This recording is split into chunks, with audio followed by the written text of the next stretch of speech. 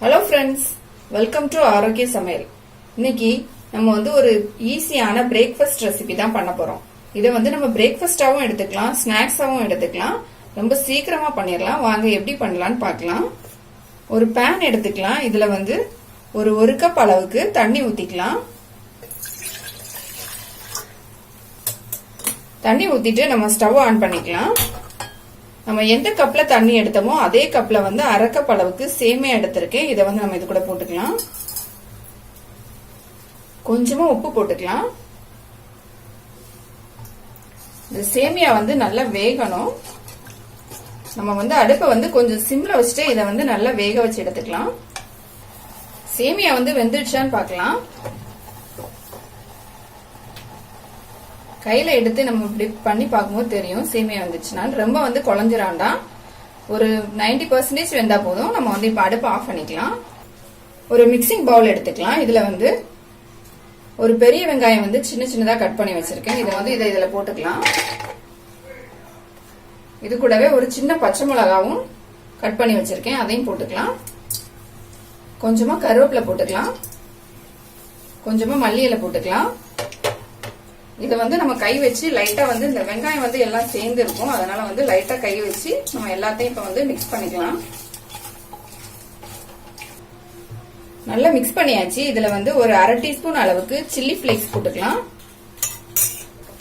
ஒரு பிஞ்ச் மஞ்சத்தூள், 1/4 டீஸ்பூன் மிளகாத்தூள், தேவையான அளவு உப்பு. நம்ம சேமியால ஏற்கனவே உப்பு போட்டிருக்கோம், அதனால கொஞ்சமா உப்பு சேர்த்துக்கலாம். இதுல ஒரு 2 முட்டை எடுத்திருக்கேன். இதை நம்ம இதில் உடைச்சு ஊத்திக்கலாம்.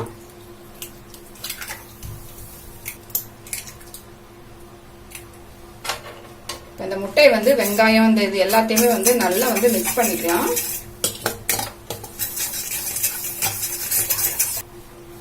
இப்ப நல்லா மிக்ஸ் பண்ணியாச்சு. இதுல நம்ம வேக வச்சிருந்த சேமியா இதுல போட்டுக்கலாம்.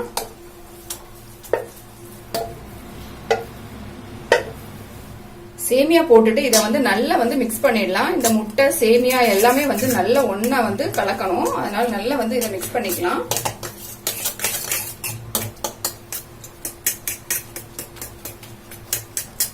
நல்லா மிக்ஸ் பண்ணியாச்சு. நம்ம மிக்ஸ் பண்ண பிறகு இந்த சேமியா கட்டி இல்லாம இந்த அளவுக்கு இருக்கணும். ஒன்னோட ஒண்ணு சேராம அழகா வந்துடுச்சு. ஸ்டவ் ஆன் பண்ணிட்டு ஒரு பணியாரக்கல் வச்சுக்கலாம். இதுல நம்ம எல்லாத்துலயும் கொஞ்சமா எண்ணெய் ஊத்திக்கலாம்.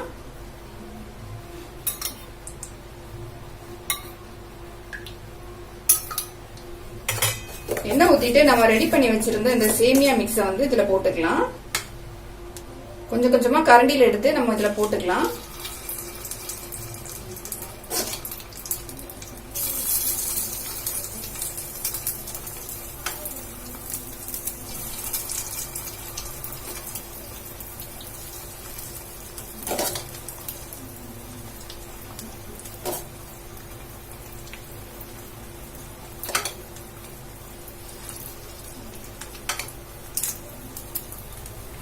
எல்லாத்துலயும் ஊத்தியாச்சு. நம்ம இப்ப அடுப்பை மீடியமா வச்சுட்டு 2 சைடும் வேக வச்சு எடுத்துக்கலாம்.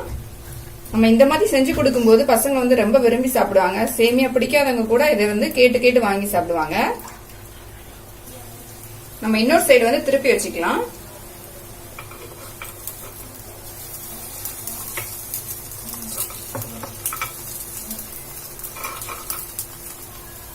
ரெண்டு சைடும் நல்லா வெந்துடுச்சு. நம்ம எடுத்துடலாம். இப்போ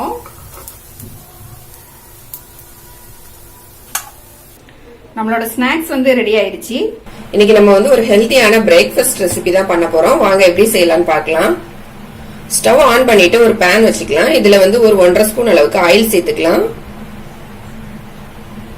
எண்ணெய் சூடான பிறகு ஒரு அரை டீஸ்பூன் அளவுக்கு கடுகு போட்டுக்கலாம். அரை டீஸ்பூன் ஜீரகம் போட்டுக்கலாம்.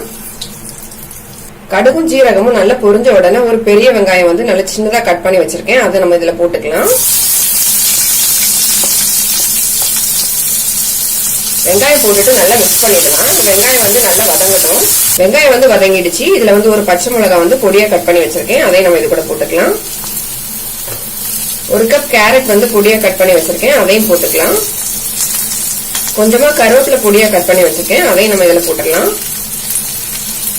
எல்லாத்தையும் மிக்ஸ் பண்ணிக்கலாம். இப்போ எல்லாத்தையும் வந்து நல்லா மிக்ஸ் பண்ண பிறகு ஒரு உருளைக்கிழங்கு வந்து துருவி வச்சிருந்தேன், அதையும் நம்ம இது கூட போட்டுக்கலாம். இப்போ எல்லாத்தையும் நல்லா மிக்ஸ் பண்ணிடலாம். நல்லா சிம்ல வச்சுட்டு இதை வந்து மிக்ஸ் பண்ணிக்கலாம். நம்ம போட்டிருக்க இந்த காயெல்லாம் வந்து நல்லா வந்து எண்ணெயில வந்து நல்லா வதங்கணும். அதனால வந்து நம்ம ஸ்டவ்வை வந்து சிம்ல வச்சுக்கலாம். நான் காரத்துக்கு வந்து இதுல பச்சை மிளகாய் மட்டும் தான் சேர்த்திருக்கேன். உங்களுக்கு பச்சை மிளகாய் வேண்டாம்னா நீங்க மிளகாத்தூள் கூட சேர்த்துக்கலாம்.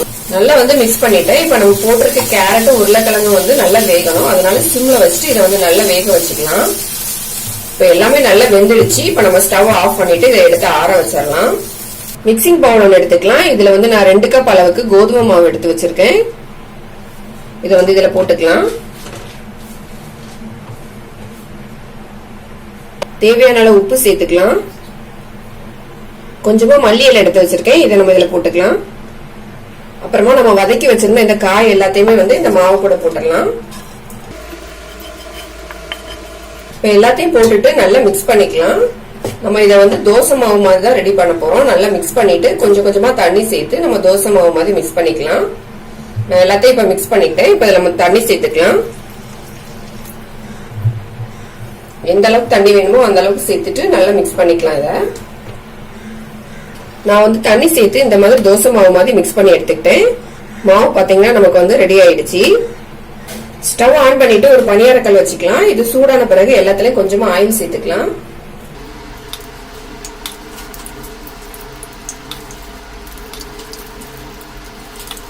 ஆயில் சேர்த்துட்டு நம்ம ரெடி பண்ணி வச்சிருந்த மிக்ஸை வந்து கொஞ்சம் கொஞ்சமா எடுத்து இதுல ஊத்திக்கலாம்.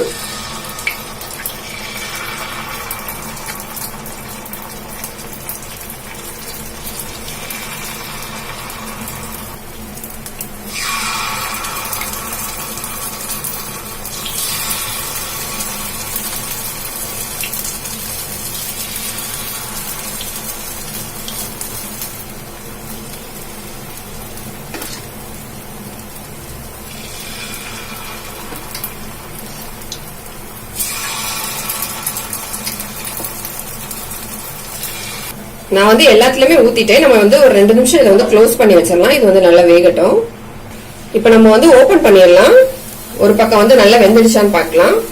ஒரு சைடு வந்து வெந்துடுச்சு. நம்ம இன்னொரு பக்கம் வந்து இதை திருப்பி வச்சிடலாம்.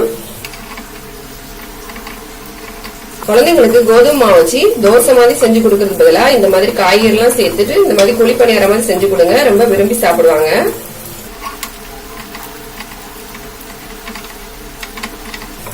ஸ்டவ் வந்து மீடியமான ஃப்ளேம்ல வச்சுட்டே வேக வச்சுக்கலாம். அப்பதான் வந்து நல்ல உள்ள எல்லாம் வெந்து வரும்.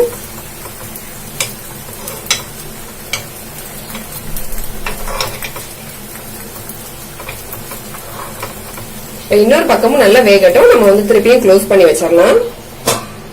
இப்ப நம்ம வந்து ஓபன் பண்ணிடலாம். 2 சைடும் பாத்தீங்கன்னா நல்லா வெந்துடுச்சு. நம்ம எடுத்துடலாம். இப்போ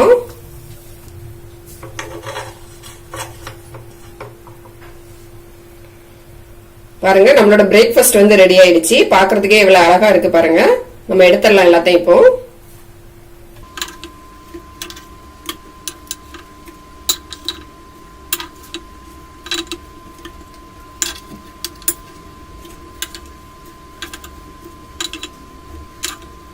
நம்மளோட பிரேக்ஃபாஸ்ட் வந்து ரெடி ஆயிடுச்சு.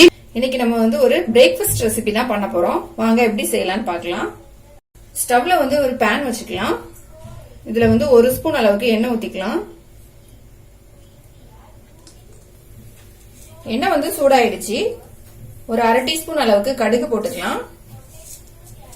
1/2 டீஸ்பூன் உளுந்து, 1/2 டீஸ்பூன் கடலைப்பருப்பு, 1/2 டீஸ்பூன் சிறுபருப்பு, இந்த 3 எடுத்து வச்சிருக்கேன். இதையும் நம்ம போட்டுக்கலாம். இதெல்லாம் வந்து நல்லா பொரியட்டும். கடுகு வந்து பொரிஞ்சிடுச்சு. பருப்பும் எல்லாமே செவந்து வந்துடுச்சு. இப்ப வந்து இதுல வந்து கொஞ்சமா கருவேப்பிலை போட்டுக்கலாம். கருவேப்பிலை வந்து பொடியா கட் பண்ணி வச்சிருக்கேன், அதையும் போட்டுக்கலாம். ஒரு பெரிய வெங்காயம் வந்து பொடி பொடியா கட் பண்ணி வச்சிருக்கேன், அதையும் நம்ம இதில் போட்டுக்கலாம்.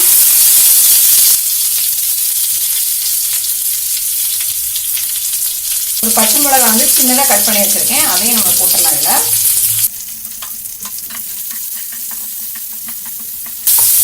இதை வந்து எண்ணெயில நல்லா வதக்கிக்கலாம். வெங்காயம் வந்து லைட்டா வதங்கினா போதும், ரொம்ப வதங்காண்டாம். நம்ம வந்து இப்ப அடுப்பு ஆஃப் பண்ணிக்கலாம். ஒரு மிக்ஸி ஜார் எடுத்துக்கலாம். இதுல வந்து 1 கப் அளவுக்கு ரவை எடுத்து வச்சிருக்கேன். இதை வந்து இதுல போட்டுக்கலாம். 2 ஸ்பூன் அரிசி மாவு போட்டுக்கலாம். 1/4 கப் அளவுக்கு தயிர் எடுத்திருக்கேன், இதையும் நம்ம இதுல போட்டுக்கலாம். ஒரு 1/4 கிளாஸ் அளவுக்கு தண்ணி ஊத்திக்கலாம்.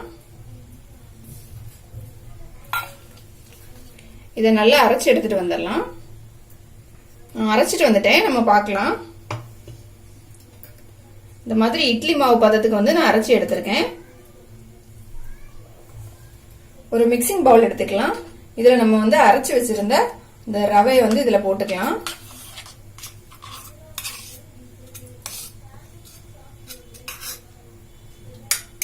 அதே மிக்சி ஜார்ல வந்து நான் கொஞ்சமா தண்ணி சேர்த்து வச்சிருக்கேன், அதையும் நம்ம இது கூட ஊத்திக்கலாம்.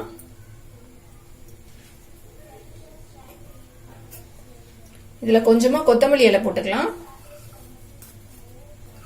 நம்ம வெங்காயம்லாம் வதக்கணும்ல, அதையும் வந்து இது கூட போட்டுடலாம்.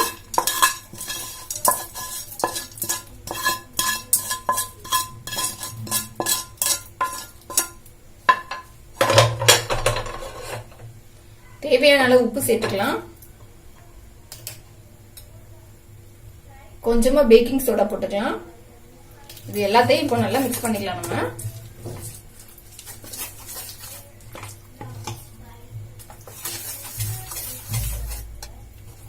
நல்லா மிக்ஸ் பண்ணியாச்சு. ஸ்டவ் ஆன் பண்ணிட்டு ஒரு தாளிப்பு கரண்டி வச்சுக்கலாம். இதுல வந்து 1 ஸ்பூன் அளவுக்கு எண்ணெய் எடுத்திருக்கேன், இதை நம்ம ஊத்திக்கலாம். இதுல எண்ணெய் ஊத்தி சூடாயிடுச்சு. இப்ப நம்ம ரெடி பண்ணி வச்சிருக்க மாவு வந்து இதுல ஊத்திக்கலாம்.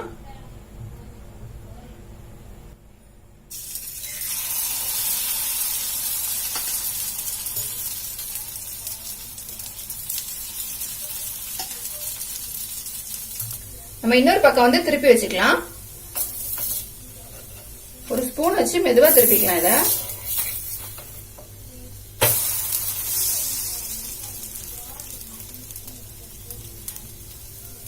இன்னொரு சைடும் வெந்துடுச்சு, நம்ம எடுத்துடலாம். நம்மளோட பிரேக்ஃபாஸ்ட் வந்து ரெடி ஆயிடுச்சு. இன்னைக்கு நம்ம வந்து நல்ல ஹெல்தியான பிரேக்ஃபாஸ்ட் ரெசிபி தான் பண்ண போறோம். வாங்க எப்படி செய்யலாம்னு பார்க்கலாம். மிக்சிங் பவுல் ஒன்று எடுத்துக்கலாம். இதுல வந்து 1 கப் துருவன கேரட் எடுத்திருக்கேன், இதை வந்து நம்ம இதுல போட்டுடலாம். 1 கப் முட்டைக்கோஸ் எடுத்திருக்கேன், இதையும் நல்லா பொடியா கட் பண்ணி வச்சிருக்கேன், அதையும் நம்ம போட்டுக்கலாம்.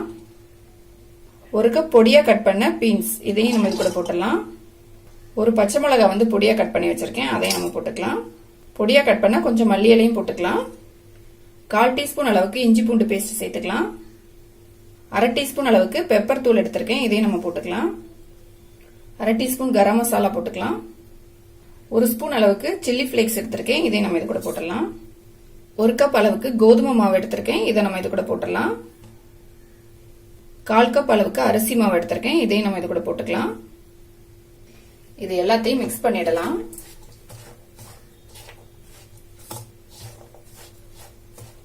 மிக்ஸ் பண்ணிட்டு தேவையான அளவு உப்பு சேர்த்துக்கலாம். உப்பு சேர்த்துட்டு மிக்ஸ் பண்ணிக்கலாம்.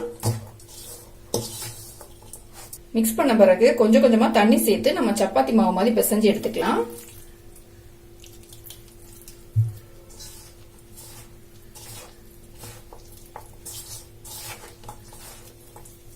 நல்லா மிக்ஸ் பண்ணி எடுத்துக்கிட்டேன். இதுல வந்து இப்ப கொஞ்சமா ஆயில் சேர்த்து நம்ம மிக்ஸ் பண்ணிக்கலாம்.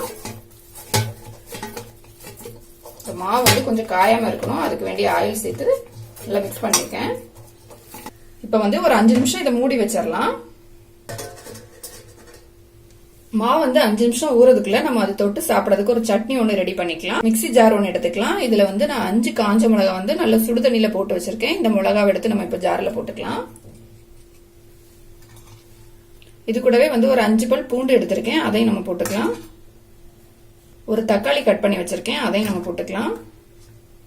ஒரு 1/4 டீஸ்பூன் அளவுக்கு காஷ்மீரி மிளகாத்தூள் சேர்த்துக்கலாம். தேவையான அளவு உப்பு சேர்த்துக்கலாம். 1/4 டீஸ்பூன் அளவுக்கு சக்கரை எடுத்திருக்கேன், இதையும் நம்ம இது கூட போட்டுக்கலாம். இது எல்லாத்தையும் அரைச்சி எடுத்துட்டு வந்துடலாம். இப்போ சட்னி வந்து அரைச்சிட்டு வந்துட்டேன், நம்ம ஓபன் பண்ணி பாத்திரலாம். இப்போ நம்மளோட சட்னி வந்து ரெடி ஆயிடுச்சு. இது வந்து கொஞ்சம் காரமா தான் இருக்கும். இது காரமா தொட்டு சாப்பிடும் போது தான் ரொம்ப டேஸ்டா இருக்கும். நம்ம மாவு வந்து ரெடி பண்ணி ஒரு 5 நிமிஷம் இருக்கும், நம்ம ஓபன் பண்ணிடலாம். இப்போ கையில வந்து கொஞ்சமா ஆயில் தடவிக்கலாம், 2 கையிலையும் தடவிட்டு இதுல வந்து ஒரு கொஞ்சமா மாவு எடுத்துக்கலாம். மாவு எடுத்துட்டு இந்த மாதிரி பால் மாதிரி உருட்டிக்கலாம். உருட்டிட்டு இன்னொரு கையில வச்சுட்டு இது சென்டர்ல வந்து சின்னதா ஒரு ஹோல் போட்டுக்கலாம். இந்த மாதிரி போட்டுட்டு நம்மளோட இந்த விரல்ல வச்சுட்டு இந்த பக்கம் எல்லாமே நல்லா பிடிச்சு விட்டீங்கன்னா நமக்கு ஷேப் வந்து அழகா கிடைக்கும்.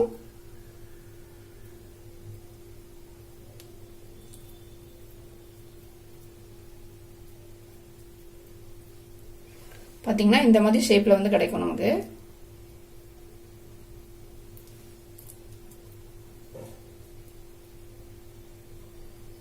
நம்ம எல்லாத்தையும் இதே மாதிரி ரெடி பண்ணிடலாம். நம்ம இப்படி ரெடி பண்ணும்போது கையில வந்து ஆயில் தடவிட்டு ரெடி பண்ணிக்கலாம். அப்பதான் வந்து கொஞ்சம் ஒட்டாம வரும். ஏன்னா நம்ம கோதுமை மாவு சேர்த்திருக்கிறதுனால கையில ஒட்டதான் செய்யும். நீங்க ஆயில் தடவிட்டு பண்ணும்போது அழகா வரும்.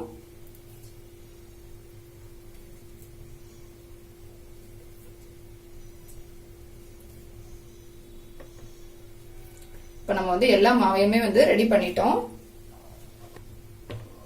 பாத்தீங்கன்னா இப்ப எல்லா மாவுலையுமே வந்து நான் வந்து ரெடி பண்ணி எடுத்துக்கிட்டேன். நம்ம இதை வந்து இப்ப ஆவில வச்சுதான் வேக வைக்க போறோம். ஒரு கடாயில வந்து தண்ணி ஊத்தி வச்சிருக்கேன். இது வந்து நல்லா சூடாயிடுச்சு. ஒரு பிளேட்ல வந்து ஆயில் தடவி வச்சிருக்கேன். இதை வந்து நம்ம இதுக்கு மேல வச்சிடலாம்.